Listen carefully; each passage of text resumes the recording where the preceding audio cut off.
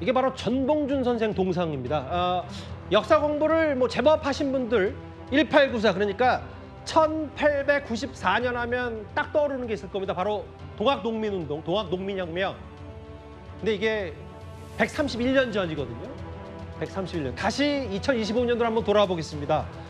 전라북도 그러니까 전북특별자치도가 내년부터 동학농민혁명 참여자 유지역에게 수당을 지급하겠다고 발표하면서 뭐 한층 논란이 가열되고 있습니다. 작년부터 전라북도에선 이미 논의가 있었습니다. 130년 전에 나라와 백성을 위해서 목숨 바치던 분들을 그러면 거기에 대한 상황은 뭔가 보상이 있든가 명예회복을 해야 할 거 아닙니까? 예. 유족수당 말씀하시죠? 예. 정말 필요한 건 저는 역사 의식이라 생각해요. 예산은 저는 그런 데 써야 한다고 생각하는데 말씀 좀 해주십시오. 네, 여러 가지 명예회복과 기념사업 관련된 일을 많이 하고 있습니다만 하여튼 저도 역사의식을 갖고 앞으로 잘 챙겨나가도록 하겠습니다. 일단 이미 유족한테 준다는 얘기는 확정된 건 아니에요. 정읍은 이미 주고 있고 확대를 검토하는 얘기인데 이른바 동학농민혁명 유족수당입니다. 구재랑 변호사님 이 얘기 듣고 가장 먼저 어떤 생각이 드셨나요? 그게 어떤 명예를 고취시키는 거의 방법 중에 반드시 돈까지 결부될 필요가 있겠는가. 저는 사실 이거는 조금 더 나아간 얘기 아닐까 이런 생각을 하거든요. 어떤 혜택을 준다라는 거는 그 예를 들자면 콤파스로 이렇게 쭉 그을 때 같은 범위 내에 들어와 있는 거는 같은 대우를 해주는 게 맞습니다. 그리고 그것을 어느 거 하나만 딱 집어넣는다고 할 때는 형평의 문제라는 게 당연히 발생할 수밖에 없거든요. 지금 당연히 네티즌들이 그러면은 조선시대에 있던 뭐 임진왜란이나 이런 거에 있어서 공을 세운 분들의 후손들에게도 똑같이 금전적인 지원해줘야 되는 거 아니냐 이런 얘기 나올 수밖에 없어요. 그러니까 어떤 거에 대해서 정치적인 논리로 갑자기 집어넣을 때 명예를 고취시키고 지금 현재 뭐 이제 유공자의 집 이런 이제 명패를 주고 이런 것까지는 하는 걸로 알고 있거든요. 근데 다른 국가 유공자에게도 그렇게 하고 그리고 그 자녀까지 뭐 혜택을 준다거나 이런 부분으로 하지 얼굴도 보지 못한 증손자, 고손자까지 넘어가는 경우는 사실상 없다. 그리고 그것이 어떤 인과관계를 가지고 생활에 있어서 그분들 때문에 이분들이 어렵게 살았다. 이런 거를 따지지 않고 그냥 주는 것이거든요. 예. 이건 여러 가지로 논란을 낳을 수밖에 없다. 게다가 전북 같은 경우에는 재정 자립도가 굉장히 낮아요. 예. 근데 여기서 또 하나 따져봐야 되는 게 6.25 참전 유공자에 대해서는 수당을 주고 있거든요. 예. 보훈부 수당 이외에 지자체에서 조례로 주고 있습니다. 이거 동학농민운동 수당하고 비슷한 개념인데 예. 거기에서 전북이 전국 지자체 중에서 제일 적게 주고 있습니다. 그러나 이제 그분들이 뭐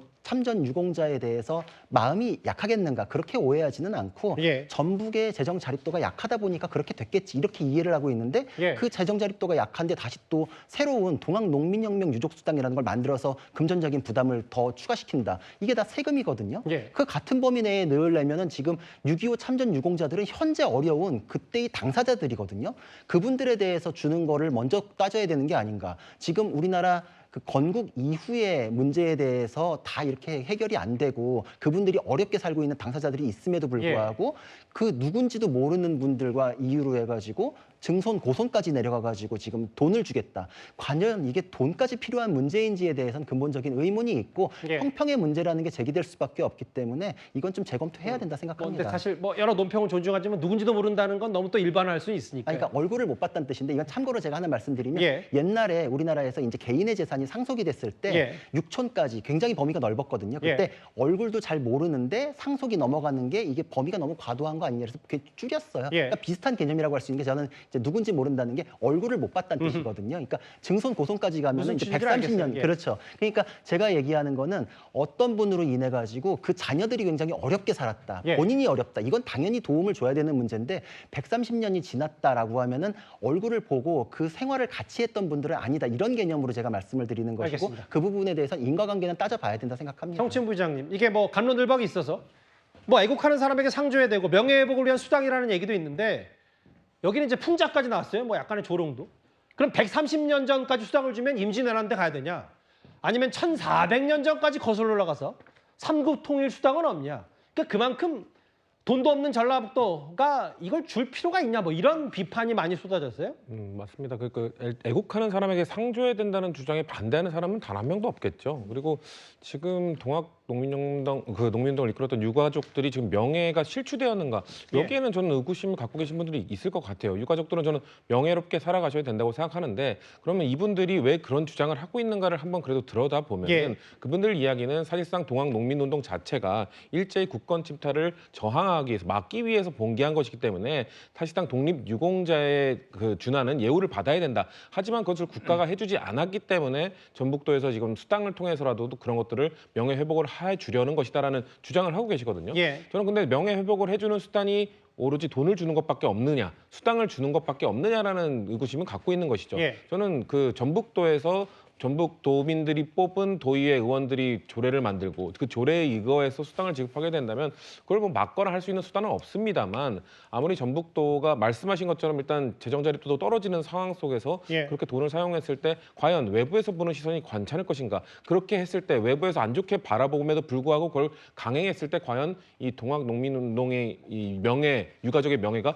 회복될 수 있을까? 저는 의구심을 갖고 있거든요. 그렇기 때문에 좀 더 이거에 대해서는 아직 결정된 것이 아니기 때문에 저는 사실 2020년부터 이미 정업시간을 지급하고 있다는 것도 저는 이번에 처음 알았거든요. 저도 처음 알았어요. 예, 이 부분에 대해서 아마 국민적으로 뭐 물론 지금 뭐 그 지방자치단체의 자치적인 뭐 그 법률이긴 조례이긴 합니다만 이런 국민적 여론을 다 좀 감안해서 다시 한번 논의를 해봐야 되는 부분이라고 저는 봅니다. 근데 이제 성채부장 말씀처럼 저도 그런 줄 알았어요. 그러니까 그 정읍은 이미 주고 있다는 사실도 몰랐고 실제로 전라북도 지자체 하나 10억 정도 들여서 이런 것들을 좀 기리자라는 취지인 줄 알았는데 저도 이 관련 내용을 제작진과 함께 준비를 하다 보니까 이현정 의원님 네. 이미 2년 전에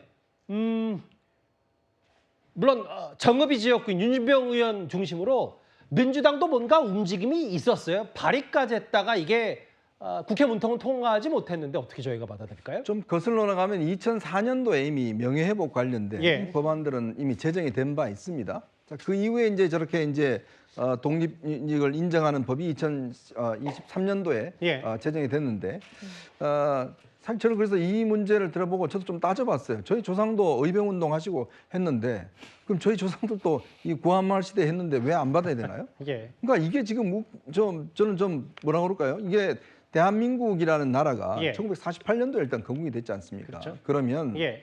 지금의 대한민국 건국 과정과 그 이후의 어떤 이런 6.25라든지 등등에 대해서 유공자라면 당연히 국가적으로 이제 우리가 보상도 하고 배상도 해야겠죠. 물론 뭐 건국적 논란도 있습니다만 네. 말씀하시죠. 그러니까 어쨌거나 뭐 1945년 이후에 대한민국이 된다 하더라도 예. 그럼 조선 시대에 했던 문제를 그러면 이 동학농민운동이라든지 의병활동이라든지 예. 그런 거 하면 다 그러면 찾아서 그러면 보상을 해야 된다는 이야기인가요? 그러면 이게 동학농민운동도 그렇고 이것도 그렇고 의병운동도 그렇고 예. 당시에 이제 어떤 우리 왕의 어떤 이런 것들을 존중하기 위해서 일제로부터 왕이 강제적으로 이제 뭘 한다든지 이거에 대한 보상이라고 한다면 예. 이걸 과연 그러면 국가가 어느 정도까지 해줘야 되는가에 대한 근본적인 문제가 나오는 거 아니겠습니까? 그러니까 그런 농담도 나오는 거예요. 그러면 삼국 통일 시대에 정말 통일을 위해서 했다라면 그것도 찾아서 해야 되지 않느냐. 뭐 그때 기록이 없겠죠. 근데 생각해 보세요. 이걸 어떻게 증명을 하겠어요? 예. 이거에 대한 그 증명과 자료라든지 이런 것들을 한다 하면 사실 이분들은 명예회복은 필요하겠죠. 예. 그렇지만 이거를 돈을 준다라는 것은 이건 전혀 다른 문제거든요. 예. 지금 5.18 유공자들 또 이런 6.25 유공자들 등등은 우리가 국가적으로 보상하고 있습니다만 예. 그런데 이미 이거는 조선시대에 했던 동학농민운동을 그것도 국민 세금으로 돈을 주겠다 보니까 예산이 한 10억 정도 들어가는 것 같더라고요. 예. 그것도 전북도가 그나마 재정 자립도가 그렇게 최하인 도에서 이런 것을 하게 되면 이거는 국민적 형평성 그다음에 어떤 이거 과연 타당성 여러 가지 저는 문제가 발생할 거로 보입니다.